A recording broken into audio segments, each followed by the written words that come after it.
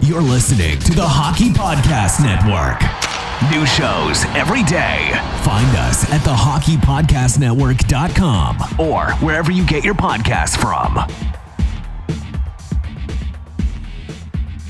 Hey everybody, it's time to talk about my favorite sports book and of course America's top rated sports book. That's right, DraftKings Sportsbook. I love using DraftKings Sportsbook. It's easy to navigate, there's plenty of instructions for new bettors, and nearly limitless ways to get in on all the action. My friends and family have been loving DraftKings Sportsbook, and I know you will too. Listen to this great offer. DraftKings Sportsbook is putting you courtside with a chance to turn $1 into $100 inside credits.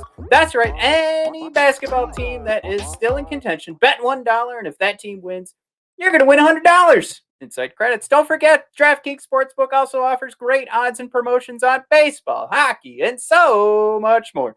All week long, DraftKings is safe, secure, and reliable, so you can deposit and withdraw your funds at your convenience. Download the top-rated DraftKings Sportsbook app now and use promo code THPN when you sign up to turn $1 into $100 in free credits. Bet on any basketball team of your choice to win in the next game, and if they do, you will claim $100 in free credits. That's promo code THPN for a limited time only at DraftKings Sportsbook. Must be 21 or older. New Jersey, Indiana, or Pennsylvania only. New customers only. Wager paid out inside credits. Restrictions apply. See DraftKings.com/sportsbook for details. Gambling problem? Call 1-800-GAMBLER or in Indiana, call 1-800-9-WITH-IT.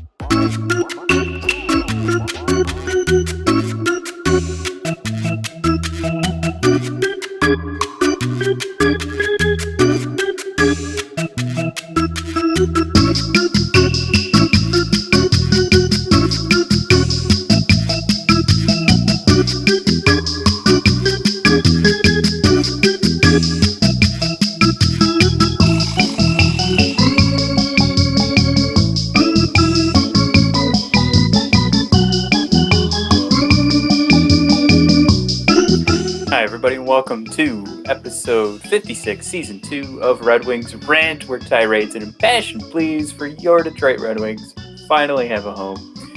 Thanks for tuning in, everybody. This may well go down as the shortest episode of Red Wings Rant. This is 11. I'm recording 11 o'clock. It's Father's Day. Everyone has gone to sleep. One of the main goals here tonight is to make sure I don't wake anybody up. But I couldn't let you guys go a Monday without hearing that beautiful DraftKings ad, so that's why this exists.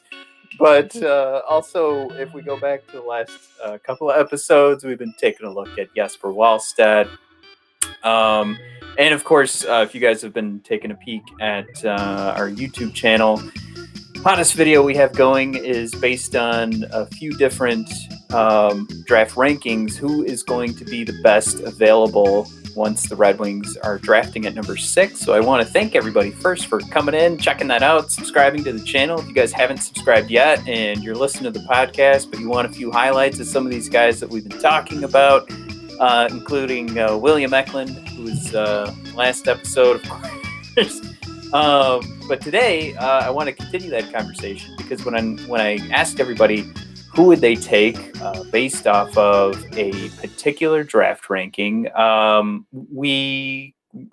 would say everybody was pretty quick to point out that Eklund would be the easiest choice for that particular draft ranking. And basically, what we saw was a guy who probably fell a little bit farther on a particular draft ranking than you'd probably see him anywhere else. So that's where Eklund became like the sure thing pick for that episode. And like I said, I want this episode to be short. Of course, a lot of the episodes recently have been short, so these are just little tidbits, I guess, little snippets that you guys can munch on as you're getting to know this year's 2021 NHL Draft Prospects. But for today's episode, as we talked about Eklund, who probably fell a little bit further back, that made it an easy decision. We have a gentleman I'd like to talk about today. It was another name that came up when drafting a tweet to figure out what everybody would take. And of course, again, that came up with William Eklund. The other name that popped up was a gentleman who has fallen pretty far back on a lot of different rankings, is very high on one particular ranking. And I guess the scuttlebutt when you go around Twitter is that a lot of people have gotten high on this gentleman as well. And it's once you start to take a look at what he's got to offer, and that's from the perspective of the human being, the build that will be on the ice.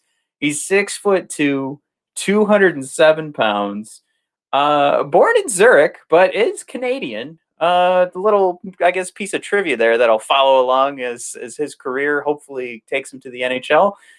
He is a center. He is 18 right now. His birthday is January 30th. So got until next year to hang on to the 18-year-old. All right, he is Mason McTavish. That's right. This is the other name that popped up. And if you guys are following along on YouTube, I'm gonna go ahead. Why don't we get some highlights going here so you guys can take a peek at those while we're watching along. The thing about Mason for me and going through this as quick as I could again to get this episode out to you guys is this shot. I mean, the guy top to bottom is a shot. He is a goal scorer. This is somebody that when you see him on the power play, he sets himself up pretty nice for some one-timers. He sets himself up actually in front of the net too. So he seems like somebody that you can pop anywhere on a power play. And that really is where you start, in my opinion, to define like that goal scorer, the guy that is poppable anywhere on that power play. And from, I guess, more or less from where his what his scenario is at his age, where you're still trying to figure out where's the best place to put him. And wherever you keep slotting him, he keeps scoring on the power play. Clearly, the power play is something that Red Wings would like to see, I guess, play a little bit better than to just have what felt like one option most of the season. And of course, we even were breaking records for Red Wings' sake in regards to how long we would go on power play droughts. It's also a matter, though, with McTavish is the likelihood of this turning into an NHL career, or if it will, how long is that going to take? So if we end up getting a guy who's going to be a great shot, a great power play opportunity, great 1-point opportunity, a one-timer opportunity, is this going to turn into something where we're playing the long game here on development? And I want to start the conversation with Dobber Prospects. We talk about elite prospects all the time, but Dobber Prospects has this cat listed as a 6 out of 10 on NHL certainty. For a number 6 pick, and again, this draft class is pretty, it's weaker. It's weaker than it has been in previous years in regards to finding that top-tier elite talent, but there are a lot of NHL caliber players. A 6 out of 10 still feels kind of low to me. So I'd have to point that out. But if we continue the conversation to being outside of, I guess, what Dobber Prospects thinks, a 6 out of 10, does that mean he's absolutely not making it to the NHL? No, it's actually one of the higher scores that you'd see out there. It's just, it doesn't give you a lot of confidence. So that's where we're going to pivot the conversation to eliteprospects.com. And you'd have to look at his most recent play, and that's going to this 13 games that he played as a loan to EHC Olton. 13 games, 9 goals, 2 assists. It ends up being 11 points. He also plays 4 games in the playoffs for EHC Olton. Gets 2 goals, 5 assists. So it's 7 points in 4 playoff games. Again, 2 goals in 4 games in the playoffs, 9 goals in 13 games in the regular season. This is a kid who's trying to define himself as a difference maker, as a goal scorer. And this is all he's doing is scoring goals. Then, of course, the World Juniors 18s for Canada, he's got 5 goals in 7 games played. You go to the under 17s, 2 goals in 6 games played. Go to the AHL when he was drafted, actually 5th overall in the OHL to the Peterborough Petes. 42 points in 57 games, but the sexy number again, the 29 goals in 57 games. This is a guy where we go back to like endorsements we were talking about in the last episode for somebody like Eklund. All the endorsements start with shooting and his accurate shot. So we were already talking about you set him up anywhere on the power play, it seems like, and this is what his coaches are saying, is that you can just put him out in front. He's got a wicked backhand. He's got the one-timer. But when the puck hits the wood, I guess the composite, it's going to hit the back of the net. And that is due to that tremendous shot accuracy. And that's where, I mean, those are the top attributes that Elite Prospects has rated for this kid. But when you go back to somebody with all of this accuracy from that shooting perspective, but you also take into consideration this kid's size, I think that's where he gets ranked so high in this draft class, because we've talked about the razor thin margins, but those razor thin margins have placed a guy that we're talking about right now on Dobber Prospects Rankings at number 29. This is a highly respected ranking tool, or at least a table that Dobber puts out every year. Number 29, I mean, good gravy, almost into the second round. But Elite Prospects has to be focusing on the size of this kid. And that's something that the NHL, I mean, we go either way on this, right? Like, I was scared to take Caulfield, and now he can't stop scoring in the playoffs, and he's 5'7". We're talking, of course, about the Montreal Canadiens forward. Couldn't even get into the first two games of the playoffs, and now he's just a dynamo. But then, on the other side, you do want those larger guys on playing in your top six, because you want to make sure you're protecting maybe a Caulfield once that came into play. And it is harder to find, and this is just the cold hard fact of being a human and what the average height of a human being is. It's harder to find a 6'2" human than it is to find a human that's closer to the average height of all males. So I sound ridiculous saying that, but that's when you see a kid like this who's got the talent to shoot the way that he does, the way that his coaches just say, get this guy because his accurate shot is amazing, or his shot is so good, is so accurate, you don't want to miss out on this. But he's also pretty big. How many guys have we talked about drafting, and we keep saying, well, he's small now, but he'll probably bulk up. I mean, this kid's 207 pounds and 6'2". So there ain't a lot that needs to get put on those shoulders, and ain't a lot that needs to get put on them bones. So you look at him, you slap him on the butt, bam, get out there, kid. He's ready to go. I'm making this sound more awkward than it needed to be, but I guess I wanted to take a look, and knowing that this guy is all about the shot, he does come along with some track record of being a good first step, but his strides are a little short, so he's not a speedster, but when it comes to those quick battles, he can get there first. So it's going to be about teaching him what to do when he wins those battles. And I think that's something that the Red Wings, and the way that their strategy of coaching right now and focusing on two-way, I guess making everybody into a two-way forward, that could really benefit him. If he's going to get there first, then this coaching staff is focusing on what to do on that next step and making sure that's the right next step. That might be the perfect cat to go with, because you don't want to get anybody that's already losing that battle because of their speed.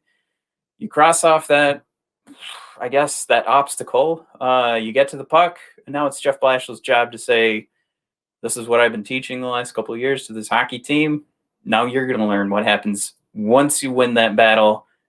Get the puck out of the zone, make that first good decision, that first good pass, and could be running. Again, there's rankings for this guy go all over the place, but you are drafting here. If you go after Mason, you're drafting a big kid. You're drafting a kid with a shot, and a shot that right now, going from league to league as he keeps going up, seems to be pretty accurate and hasn't really taken a huge drop in regards to production. And especially when you look at those tournament plays and you're playing against the best of the best, it's still there, especially as the goaltending continues to take a step up. So Mason, I think this might be something you'll look at if this is the Washington Capitals pick, and we're going for our second pick in the first round. It might be a no-brainer, but at that number 6, with how volatile this ranking system has been,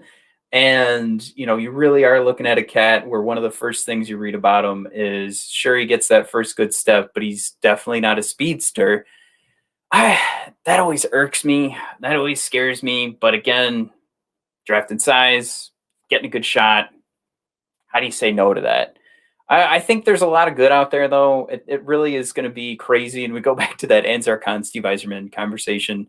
And again, to all of these different draft rankings and how like one guy flies in at number 5 for elite prospects, and then he's number 29 for Dober. I would say those are probably my 2 favorite ones to take a peek at. And considering they're so different, could be, depending on what game they went and saw, who's ranking these cats, could be all the difference. But therein lies the issue of how difficult this really is. So when you guys hit me up in the comments, let me know what you're thinking about Mason. Not a lot of highlights either. That might be telling as well. But do you want to go for that big cat, or are you going for you and somebody else? Do you want us to grab one of these defensemen? Is there somebody from U of M that you've fallen in love with, you just can't let go? Or are you a Wallstedt boy? Let me know in the comments. Thanks for checking us out. Of course, at BOD Hockey on Twitter, at brothers_of_discussion on Instagram. And if you guys could please do us a favor, head on over to Apple Podcasts. That is the best place to help us out in regards to this podcast. Give us a subscription, rate us, review us, let us know what you think. And like I said, as soon as I can in these past episodes, as soon as we can, we'll be hitting back into the full-length episodes. But for now, we're all taking a break. And we'll be back as soon as we can. Certainly before the draft. But thanks for tuning in, everybody.